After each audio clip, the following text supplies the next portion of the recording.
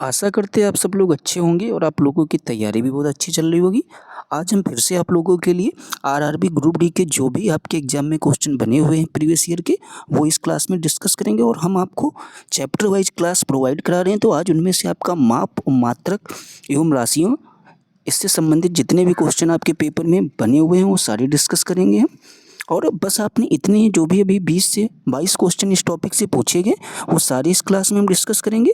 बस आप लोगों को इतने ही क्वेश्चन अच्छे से देख लेना है, आपको एग्जाम में क्वेश्चन यहीं से देखने को मिलेगा और इस बात की हम गारंटी ले सकते हैं एक से दो क्वेश्चन आपको इस टॉपिक से ज़रूर आपके पेपर में बनते हैं, चाहे आप अपने प्रीवियस ईयर वाले एग्जाम उठाकर देख सकते हैं। तो चलिए देखते हैं। पहला क्वेश्चन आपका क्या कहता है कि कह रहा है बल का मात्रक आपका कौन सा होगा इन चारों में से। तो बल का मात्रक आपका होता है किग्रा मीटर प्रति सेकंड स्क्वायर। ठीक है, ये आपके 2003 की परीक्षा में पूछा गया है। फिर कह रहा है कि आपसे तापमान का एसआई मात्रक क्या होता है।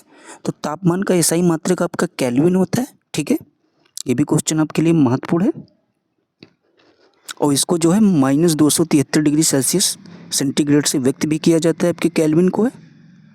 फिर आपसे पूछ सकता है कि एंगस्ट्रॉम क्या मापता है। जो आपका एंगस्ट्रॉम होता है ये आपकी तरंग दैर्ध्य का मापता है। ठीक है, ये भी क्वेश्चन बहुत ही महत्वपूर्ण है। एनीमोमीटर अगर आपसे पूछा जाए, एनीमोमीटर का उपयोग मापने में, जो आपका एनीमोमीटर होता है इसका जो उपयोग है किसके मापने में किया जाता है। तो याद रखना पवन का वेग मापने में इसका प्रयोग हम लोग करते हैं। फिर पूछ रहा है किसी हवाई जहाज की ऊंचाई मापने के लिए प्रयुक्त उपकरण आपका कौन सा है।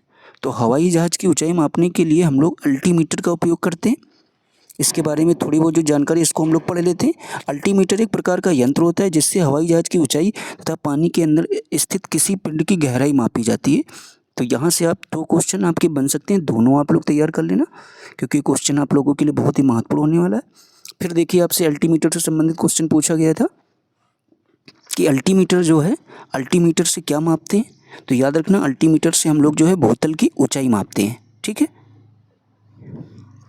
आगे देखते हैं। और यहाँ पर इससे एक दो क्वेश्चन और आपके पूछे जा सकते हैं। वायुमंडलीय दाब को बैरोमीटर से, धारा की सामर्थ्य को वोल्ट में एवं सुनाई देने के अंतर को हम लोग डेसिबल में मापते हैं। ये 3-4 क्वेश्चन आप जरूर यहाँ से पढ़ लेना।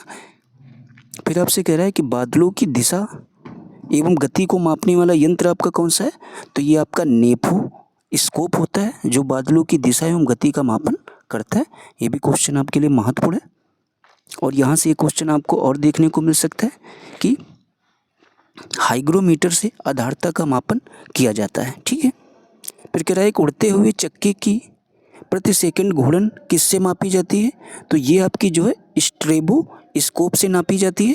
ये भी क्वेश्चन आप लोगों के लिए महत्वपूर्ण है, इसको आप लोग देख लेना। जो उड़ते हुए चक्के की प्रति सेकंड की जो आपकी घूर्णन गति होती है, अगर आपसे पूछा जाए किससे मापी जाती है तो स्ट्रोबो स्कोप से। फिर आपसे कह रहा है वायरलेस का आविष्कार किसने किया था। तो जो आपके वायरलेस का आविष्कार है आपके मार्कोनी ने किया था। मार्कोनी अगर आपसे पूछा जाए कहाँ के वैज्ञानिक थे तो ये आपके इटली के थे। ठीक है, ये भी क्वेश्चन महत्वपूर्ण है और इसीलिए इनको जो है भौतिकी के क्षेत्र में नोबेल पुरस्कार से भी इनको क्या किया गया था, सम्मानित किया गया था इनकी इसी खोज के लिए।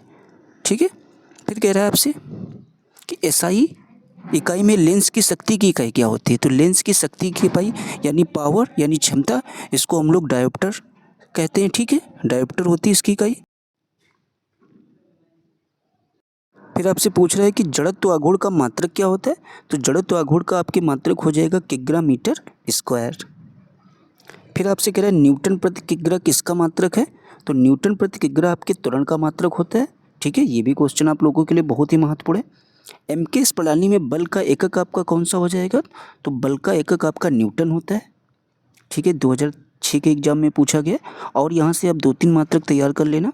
कह रहा है लंबाई द्रव्यमान समय के मात्रक, लंबाई का मात्रक मीटर हो जाएगा, द्रव्यमान किलोग्राम हो जाएगा, समय का मात्रक आपका सेकंड हो जाएगा। ठीक है, फिर कह रहा है एमकेएस पद्धति में का एकक न्यूटन जो है या किग्रा मीटर प्रति सेकंड स्क्वायर होता है, जैसा कि पहला क्वेश्चन आपका यहीं से पूछा गया था। फिर आपसे कह रहा है कि निम्नलिखित में से कौन एक सदिश राशि नहीं है। तो इन चारों में से आपकी सदिश राशि जो नहीं होगी वो आपका द्रव्यमान नहीं होगा। ठीक है, बाकी संवेग, कोणीय वेग, वेग ये आपकी सब क्या है, ये सदिश राशि हैं आपकी, ठीक है। सदिश और अदिश आपको यहाँ से पढ़ लेना है। फिर आपसे कह रहा है इनमें से सदिश राशि कौन सी है, तो सदिश राशि अभी आपने ऊपर पढ़ा था, तो कोणीय संवेग। वेग वाले आप थोड़ा बहुत याद रखना, वेग वाली जितनी भी चीज़ें हैं वो क्या आपकी हो जाएंगी, वो आपकी सदिश राशि हो जाएंगी, ठीक है। आगे देखते हैं। फिर कह रहा अदिश राशि कौन सी है, तो अदिश राशि देखा जाए इनमें से आपकी ऊर्जा हो जाएगी, ठीक है। संवेग आप समझी जाएंगे सदिश राशि है।